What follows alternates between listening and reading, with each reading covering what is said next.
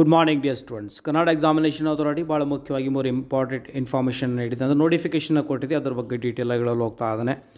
So ಇನ್ನೊಂದು ಮುಖ್ಯವಾಗಿ ಒಂದು ವಿಡಿಯೋ ಮಾಡಿದ್ದಾನೆ PUC ಮೇಲೆ, ಸ್ಕ್ರೀನ್ ಮೇಲೆ ಸಹ ತೋರಿಸ್ತಾ ಇದ್ದಾನೆ. ಅಂದರೆ ಯಾರು PUC ಸೆಕೆಂಡ್ರಿ ವಿದ್ಯಾರ್ಥಿ ಆಗಿದ್ದರೂ ಕಂಪಲ್ಸರಿ ನಿಮಗೆ ನಿಮ್ಮ ಅಂಕಗಳನ್ನು ಪರಿಶೀಲನೆ ಮಾಡ್ಕೊಳ್ಬೇಕಾಗುತ್ತೆ. SSLC ಆಗಲಿ ಮತ್ತು ಮೇಲೆ PUC ಫಸ್ಟ್ ಇಯರ್ ಅಂಕಗಳನ್ನು ಆಲ್ರೆಡಿ ನಮೂದಿಸಲಾಗಿದೆ. ಕರೆಕ್ಟ್ ಇದೆ ಅಂತ ಕಂಪಲ್ಸರಿ ಪ್ರತಿಯೊಬ್ಬರೂ ಸರಿಪಡಿಸ್ಕೊಳ್ಳಿ ಅಂತ ನೋಡ್ಕೊಳ್ಬೇಕಾಗತ್ತೆ. ಏನಾದರೂ ಮಿಸ್ಟೇಕ್ ಇದ್ದರೆ ಜುಲೈ 12 ಒಳಗಡೆ ನಿಮ್ಮ ಕಾಲೇಜ್ ಪ್ರಿನ್ಸಿಪಲ್ಗೆ ಅದನ್ನು ತಿಳಿಸಬೇಕಾಗತ್ತೆ. ಅದರ ಲಿಂಕನ್ನು ಕಮೆಂಟ್ ಸೆಕ್ಷನಲ್ಲಿ ಕೊಟ್ಟಿರ್ತೇನೆ, ಅದನ್ನು ನೋಡೋದನ್ನ ದಯವಿಟ್ಟು ಮರೆಯಬೇಡಿ.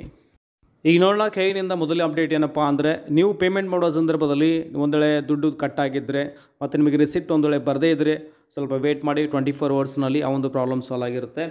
ಹಾಗೂ ನೀವು KEನಲ್ಲೂ ಸಹ ನೀವೇನೇ ಒಂದು ಈ ರೀತಿ ಕ್ವಾರೀಸ್ ಇದ್ದರೆ ನೀವು ರೈಸ್ ಮಾಡ್ಬೋದು. ಸೊ ಅಲ್ಲಿದೆ ನೋಡಿ ವಾಟ್ಸಪ್ ನಂಬರ್, ಆ ವಾಟ್ಸಪ್ ನಂಬರ್ಗೆ ನೀವು ಈ ಒಂದು ಸಮಸ್ಯೆನ ಹೇಳ್ಬೋದು, ಅಂದರೆ ಕಳಿಸ್ಬೋದು. ಮತ್ತು ಆಮೇಲೆ ಇಮೇಲ್ ಸಹ ನೀವು ಮಾಡ್ಬೋದು. ಸೊ ಮೊದಲು ಇಮೇಲ್ ಇತ್ತು, ಲ್ಯಾಕ್ಸ್ ಆಫ್ ಇಮೇಲ್ಸ್ ಹೋಗುತ್ತೆ, ನೋಡೋದ್ರಲ್ಲಿ ಸ್ವಲ್ಪ ಲೇಟ್ ಆಗ್ತಾಯಿತ್ತು. ಬಟ್ ಪೇಮೆಂಟ್ಗೆ related I think you will get a quick reply ಅನ್ಕೋತೀನಿ. ಮತ್ತು ಈ ವರ್ಷ ಅವರು ವಾಟ್ಸಪ್ನ ನಂಬರ್ ಸಹ ಆ್ಯಕ್ಟಿವೇಷನ್ ಮಾಡಿದ್ದಾರೆ. ಸೊ ಅಲ್ಲಿ ನೀವೇನೇ ಸಮಸ್ಯೆ ಇದ್ದರೂ ಸಹ ಅವರಿಗೆ ಕಳಿಸ್ಬೋದು. ಸೊ ಎರಡನೇ ನೋಟಿಫಿಕೇಷನ್ ನೋಡ್ಬೋದು, ಇಲ್ಲಿ ಡಿಸೇಬಲ್ ದ ಪಾಪಪ್ ಬ್ಲಾಕರ್ ಅಂತ ಇದೆ. ಅಂದರೆ ಬ್ರೌಸರ್ ಸೆಟ್ಟಿಂಗ್ಸಲ್ಲಿ ಹೋಗಬೇಕಾಗ್ತದೆ. ನಾನು ನಿಮಗೆ ತೋರಿಸ್ತಾ ಇದ್ದೀನಿ, ನೋಡ್ಬೋದು. ಇಲ್ಲಿ ಮೊಬೈಲ್ನ ರೈಟ್ ಟಾಪ್ ಕಾರ್ನರ್ ಮೇಲೆ ನೀವು ಕ್ಲಿಕ್ ಮಾಡಿದಾಗ ಈ ರೀತಿ ಓಪನ್ ಆಗುತ್ತೆ. ಇಲ್ಲಿ ಸೆಟ್ಟಿಂಗ್ಸ್ ಅಂತ ಇದೆ ನೋಡಿ, ಸೆಟ್ಟಿಂಗ್ಸ್ ಮೇಲೆ ಕ್ಲಿಕ್ ಮಾಡಿ. ನಂತರ ನಿಮಗೆ ಈ ರೀತಿ ಡಿಸ್ಪ್ಲೇ ಆಗುತ್ತೆ. ಇಲ್ಲಿ ಸೈಟ್ ಸೆಟ್ಟಿಂಗ್ಸ್ ಅಂತ ಇದೆ ನೋಡಿ, ಅದರ ಮೇಲೆ ಕ್ಲಿಕ್ ಮಾಡಿ. ನಂತರ ಈ ರೀತಿ ಬರುತ್ತೆ. ಸೊ ನೀವು ಸ್ವಲ್ಪ ಸ್ಕ್ರೋಲ್ ಡೌನ್ ಮಾಡಿ, ಅಲ್ಲಿ ನೀವು ನೋಡ್ಬೋದು ಪಾಪಪ್ಸ್ ಆ್ಯಂಡ್ ರೀಡೈರೆಕ್ಟ್ಸ್ ಅಂತ ಇದೆ. ಯೂಸಲಿ ಬ್ಲಾಕ್ಡ್ ಅಂತ, once unblock you can do that. So ಅದರ ಮೇಲೆ ನೀವು ಕ್ಲಿಕ್ ಮಾಡ್ಬೋದು. ನಂತರ ಈ ರೀತಿ ಪೇಜ್ ಬರುತ್ತೆ, ಪಾಪಪ್ಸ್ ಆ್ಯಂಡ್ ರೀಡೈರೆಕ್ಟ್ಸ್ ಅಂತ, ನೀವು ಅಲ್ಲಿ ಅಲೋ ಮಾಡಿ.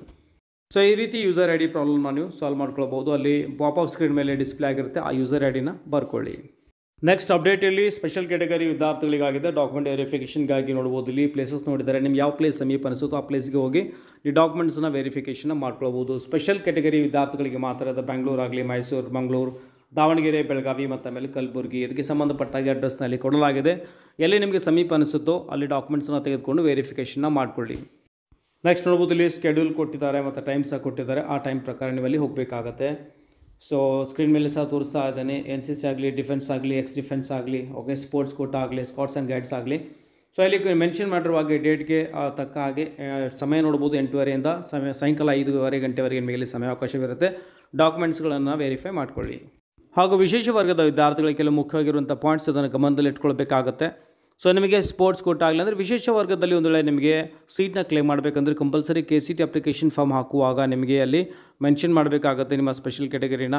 ಒಂದು ವೇಳೆ KCET ಅಪ್ಲಿಕೇಶನ್ ಫಾರ್ಮಲ್ಲಿ ನೀವು ಯಾವುದೇ ರೀತಿಯ ಮೆನ್ಷನ್ ಮಾಡದೇ ಇದ್ದರೆ ನಿಮಗೆ ಈ ಒಂದು ಸ್ಪೆಷಲ್ ಕ್ಯಾಟಗರಿ ಅಂಡರ್ ಸೀಟ್ನ ಕ್ಲೇಮ್ ಮಾಡೋದಕ್ಕೆ ಆಗೋದಿಲ್ಲ.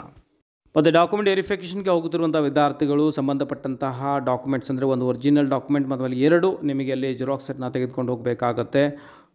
ಅದರೊಂದಿಗೆ ನೀವೇನು ಕರ್ನಾಟಕ ಸೀಟ್ ಅಪ್ಲಿಕೇಶನ್ ಫಾರ್ಮ್ ಹಾಕಿರ್ತೀರೋ ಅದರ ಒಂದು ಪ್ರಿಂಟ್ಔಟ್ನ ಸಹ ಅಲ್ಲಿ ತೆಗೆದುಕೊಂಡು ಹೋಗಬೇಕಾಗುತ್ತೆ. ಇಲ್ಲಿ ಯಾವುದೇ ರೀತಿ ಇಮೇಲ್ ಆಗಲಿ ಮತ್ತು ಆಮೇಲೆ ಅಂಚೆ ಕಚೇರಿ ಮೂಲಕ ಕಳಿಸೋ ಆಗಿರುವುದಿಲ್ಲ. ಕಂಪಲ್ಸರಿ ನಿಮಗೆ ಆ ಒಂದು ಅಂದರೆ ಮೆನ್ಷನ್ ಮಾಡಿರುವಂಥ ಪ್ಲೇಸ್ಗೆ ನೀವು ಖುದ್ದಾಗಿ ಅಂದರೆ ಸ್ಟೂಡೆಂಟ್ ಖುದ್ದಾಗಿ ವಿಸಿಟ್ ಮಾಡಬೇಕಾಗುತ್ತೆ.